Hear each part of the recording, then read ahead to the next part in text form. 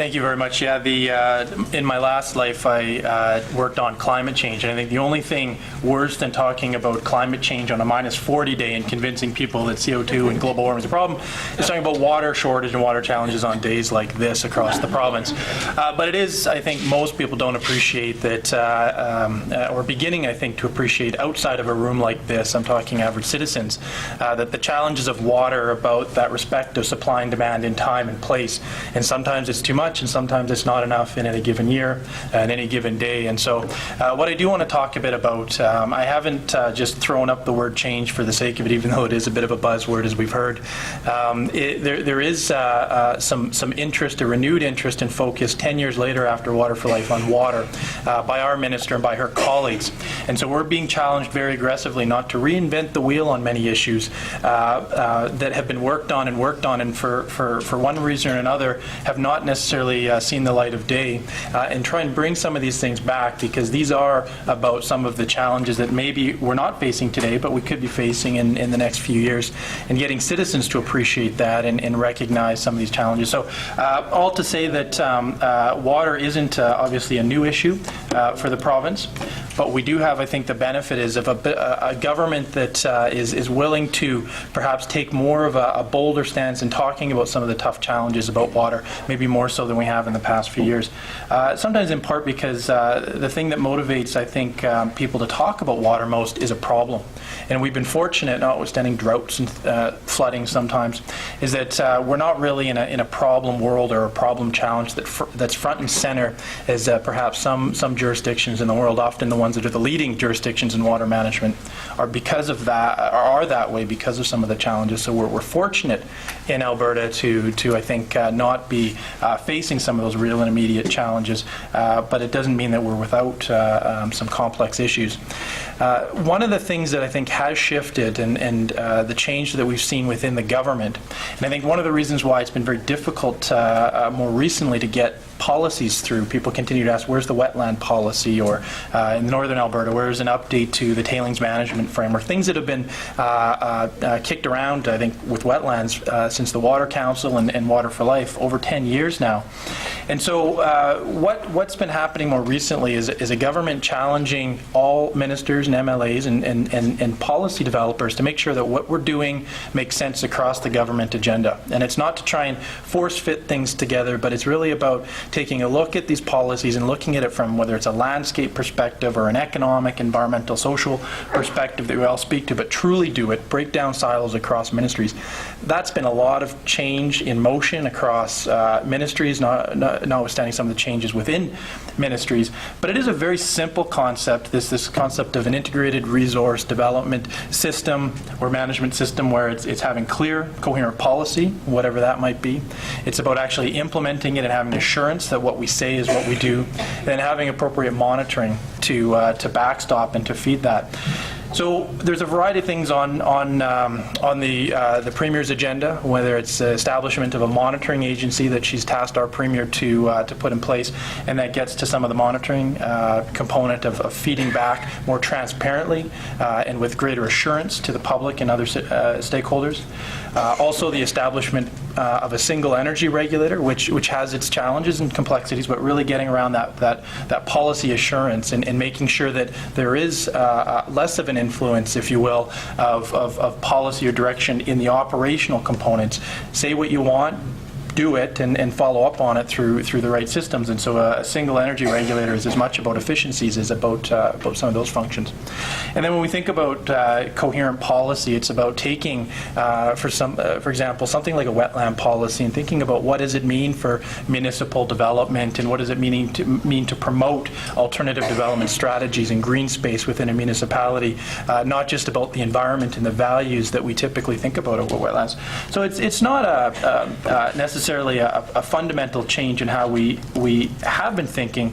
It really is about translating some of that thinking into action, tangible results. And so what we anticipate seeing, and we have started seeing this through regional planning, is monitoring our regional plans that have hopefully clear political direction, but beginning to see management frameworks that are closer to the landscape, that have specific regional outcomes, whether it's at a watershed level or more local, that that we have management frameworks that have clear limits and triggers where there's a water quality or a quantity trigger. There is talk of a desire and a need to get more information out, not just collecting more for the sake of it, but all the work that is being done, put it out in a more meaningful way. I'll touch on the expectations of collaboration, and it's not just maybe the more passive or softer collaboration we've seen in the past and that we need. It's about industry and municipalities truly working together, because the alternative is government might have to come in and say, if you can't figure it out, we'll come and figure it out. And sometimes it's about regional water sharing, or it could be about there's only so much water in a river that industry can access, and it's not just government now saying, you were here first so you get it. It's say, you guys figure out how to be most efficient and optimize. We'll create the backstop in case it doesn't happen, but you are probably more efficient and appropriate in how to figure that out. So we've seen it more on industry, and we're going to continue to see it, but it really does span to communities, it's agriculture, et cetera, where there already is a lot of it, but it's now recognized some of the pressures that may push it. And that's the broadening the footprint concept of making sure we have the right focus on all water demands.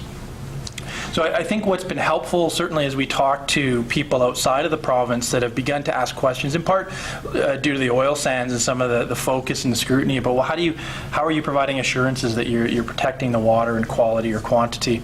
And through the regional planning process and having these management frameworks where we've been able to now work with groups, various WPACs and other experts, to inform what are the regional thresholds, what are the triggers or limits that we need to now write down on a piece of paper, not just one by one approvals and authorizations, but writing down how much can this airshed or this watershed hold, with accepting some development and perhaps some deterioration. But when do we know we've gone too far, and how do we draw that line and hopefully be well before it, so as we're beginning to approach those lines that we actually implement collaborative management responses, and it's backstopped by legislation, not just forward-looking and hoping for the best. I've used this slide quite a bit, and I apologize if people have seen it before, but when we think about, and again, it's right here, the triple benefit concept, when we think about some of the challenges we have in Alberta, relative perhaps to some of the other jurisdictions that are either leaders or facing water challenges, we have a situation where we're trying to promote agriculture, and we're going to grow our agriculture industry. We have a situation where we have a well-developed conventional oil and gas industry, and we want to develop unconventional, whether it's oil sands or hydraulic fracturing for unconventional oil and gas. We have a government and a mandate to develop that responsibly, but advance it. And we're also proud of attracting citizens to not only work, but live and play in the province, and so we have communities that want to grow. We all desire this growth, and it can be sustainable growth, but we have these pressures as well. And all of that around the desire to manage these healthy aquatic ecosystems. So in Water for Life, we said, well, we want water for all of that. But we really didn't, other than signaling direction, we didn't really, or have not really, I think, had some of the tougher discussions about saying, well, in the past, we needed to make sure we were rationalizing water because there was an abundance of it. As long as you properly had an appropriate use, you could get access to water and ensure that it's responsible. We know that in some parts of the world, they're about prioritizing. You should have water for people before water for livestock before, because there just isn't enough for those uses, let alone the ecosystems. So we're fortunate that notwithstanding drought or other unique situations, we're not there yet, and hopefully we don't need to get there because there has been questions around why don't we prioritize. And so the focus has really been around this concept of optimization. It's not necessarily what we think about in terms of optimizing budgets and financial systems, but really about a system management approach to water. How do we not only look at individual water users, but look at a river system, groundwater system, to say, well, if we just all step back, what would be the common sense means by which we can actually collectively manage this, knowing there's a whole bunch of water at one point of the year and not a lot at the end of the year. Similarly, there's thousands of uses. Somebody might need it on Tuesday and not on Wednesday, and somebody might need it on Wednesday and not on Tuesday. So if we put these people together, not just in the tough times, but in the good times, there may be a means to support and accommodate that growth. But that requires direction, collaboration that perhaps we haven't seen in terms of more of a structured approach. So one of the purposes of the water conversation was not to solve all the problems, or not to say we've talked about allocation for a number of years and so we're just going to try it one more time and move it through. We should, and there's a strong desire to get some of these things through. But it was really to broaden the reach of the discussion to not just those that are actively engaged in water issues, but citizens that are the ones that often put their hand up and say, well, I don't know much about how much I pay for my water bill. I don't know much about what's going on in the South, but I'm concerned about the government selling water to the United States, or I'm concerned that water can go to the highest bidder. These things that aren't necessarily a reality of our system, but the level of information and knowledge isn't necessarily as broad as required to have some of these tough discussions. There are pockets of not only stakeholders but parts of the province where it is quite strong. But I think one of the reasons why there's been a difficult political challenge, absent some real issues, is this concept of having some simple discussions with simple messages involving very complex issues. So our minister identified healthy lakes, hydraulic fracturing, drinking water, wastewater, and water management, some of the four of the most difficult issues, but those ones that are front and center to challenges at the local level, whether it's community development or water supply or pressures that they're feeling. And the sense was, we have Water for Life, we have a strategy that guides and reflects the ethic and the values of Albertans, but we needed to talk more substantively about some of the things we may need to do as citizens, as sectors, to address some of the challenges. So we've had some great progress and very successful in some areas, like conservation, efficiency, productivity. The third report was just released from the Water Council around the voluntary sector commitments, which is a tremendous success. We're advancing on reporting. But there's some of the more difficult, for one reason or another, boxes there that we still need to get the check mark for. And our Premier wanted to ensure that all Albertans had the opportunity to be engaged and to some extent re-engaging with those stakeholders that have been part of this ride for some time. And it really is about taking that. We can all agree on, I think, all of the bullets, but I think the average citizen, I think, can agree, need to be stewards and responsible, but that living within capacity, well, what does that mean? Trade-offs. Are prices going up? Am I going to get access to clean water? We need to make sure that we're having conversations and providing the right knowledge. This is my equivalent of the fancy graph, the government equivalent of the fancy graphics from the previous presentation. I'm sorry, this is the best we got. But we wanted to have the opportunity to talk to citizens, again, not setting and consulting on policy, but conversing on policy issues and water issues. So we had 44 sessions, nearly 50 sessions in all of the watersheds. We're proud and honored to do so with the various WPACs. 1,300 Albertans, about over 1,000 written submissions came in. So when we think about 3.5 million Albertans, statistically, I wouldn't say that we got Alberta's voice, but the amount of stories from people that didn't really know or have, from a technical perspective, that basis of water contributed in ways. The ability to get those that have been involved in water issues to be across the table from others that necessarily haven't, but they're in the same community, was invaluable in advancing some of the ideas and concepts. And so, we heard some things across the board in terms of we think everything's fine to we have to stop everything. But what was helpful and invaluable was that people did focus on through the approach very clear, meaningful direction as to what the expectations of government are. So the process, which was something different that we wanted to apply, not just the traditional town hall, present on one side and receive on the other, but get around tables and talk about stories, share information, knowledge, and have government more comfortable saying, well, we think we want to do this, but we don't know, and you can challenge us. So I think we took on very complex issues, and it was 3 or 4 hours of people's time, but people stayed and made those commitments. We could have talked for another 3 or 4 hours, but we all have other priorities. But I think the process overall was well received, beyond the fact that these are very complex issues, and you shouldn't be making immediate decisions just based on this conversation. But more tactily, we heard loud and clear that there is a desire for more education and knowledge, things like groundwater, or the impact to groundwater of hydraulic fracturing. It's tougher when it's not the above ground surface water that we're comfortable with. What is going on under our ground? So before we have a comment on it. If we like it or not, we might say we're concerned, but we need to get more information, which was extremely helpful. More enforcement, really concerned that notwithstanding what rules and requirements we have today, and if we're going to change them, we're not sure that we're getting the right enforcement. Constantly, we've been here before, we've had these conversations. It'd be nice just to do a few things, and then through that, it largely is government pushing and holding people and being accountable for taking some of these actions. So we tested a lot of direction in this water conversation, and if you looked at the guide, there were some very explicit policies and ideas, and then others were more general.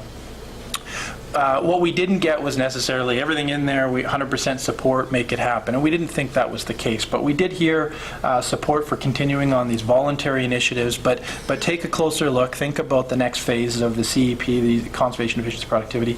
We need more education, we need more engagement, but not just these types of sessions. Target it on ideas that are going to have a meaningful impact on people and have that focused discussion. So the who becomes important in terms of, is it WPACs, is it stewardship groups, is it the Water Council we're giving some thought to. No disagreement on the need to, if we are seeing more oil and gas development in communities, push on the conservation and the source of water. That was loud and clear. Again, that issue of assurance and the data collection and making it meaningful and relevant. And then, again, this concept of optimization and thinking about, of course we should be managing water this way, but what does it really mean? And so explore pilots involving storage, for example, and enhancing storage, involve considerations of water use and other efficiency things. Beyond just, these are good things to do, but begin to push the envelope a bit. The other important thing is looking at the entire water pie, and we know that right now we have a wetland policy that's in the government system, and the minister's committed to having a decision on that in the next year. A management framework for the tailings ponds in northern Alberta, as well as the surface water quantity management framework for the Athabasca River. So these are very large P policy issues that are really targeted at a thin edge of the wedge. It is, and it's not to say we have to go after the rest of the wedge, but have a conscience of what else should we be thinking about in terms of water management. And it's going to be different by watershed and by region, but agriculture and municipalities and others have to be part of that conversation. So we had, over the last few months, have gone out and tried to pick up and move and add new water ideas and concepts and direction to citizens. We got various reactions that supported general direction in many areas, but then asked for more information, more knowledge in others. So our hope is that we're going to be able to get out and finalize a what we discussed document that reflects not just what government heard and we're putting it back to test, but this is what was talked about, and so it is hopefully a bit more bold than we've done before, where we can say we don't know as a government what we'll do with it, but this is what came out. We also want to include with that, to keep some momentum going, some initial actions, and I'll talk a bit about some of those next, but part of that is to not only show that we had these good discussions, but a line of sight to some immediate actions, and then signals to some longer term actions as well. And all of this is needing to fit under this very simple and elegant model of this integrated resource management system that's guiding how we explore water issues and think about it beyond just the environmental dynamic, but the economic and the social. There are some longer-term 1 to 3 year plus elements that also need to be explored, and that'll be some of the ones that deal more with fundamental shifts, perhaps in some of the management approaches to drinking water, wastewater, even some of the allocation. So we need to firm that up, and then making sure we're connected to the various planning processes. And so right now, the timing of this water conversation in the South Saskatchewan Regional Plan was by design trying to stay together, and so there is a crosswalk of what was inputted through the water conversation into the SSRP and reciprocally, and hopefully through timing we're able to move those in parallel. So these aren't here's what we're going to do with it sort of thing. These are conceptual directions, and it's more to show the level that we think people were clear. As I said, I think certainly in the South, some of the challenges, so what are you going to be doing about allocation? That won't be in there necessarily. We know that we need to have some further discussions on that, but what came out of that element and what our ministers picked up on is some of the challenges around allocation. It's about drinking water and wastewater management. It's about community collaboration. It's not about the licensing system and things like that. that. And Albertans were very clear. Albertans should have access to drinking water and wastewater. Government, you should be doing what you need to do to support that and facilitate that. So the approach and the lens we may take to some of those discussions may be a bit different, all respecting the system of prior allocation of obviously in existing commitments.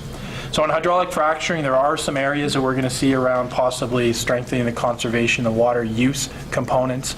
Baseline water well testing and some upfront testing was a loud and clear area of, that we should be doing, and so I think that could be one of the areas we do focus on.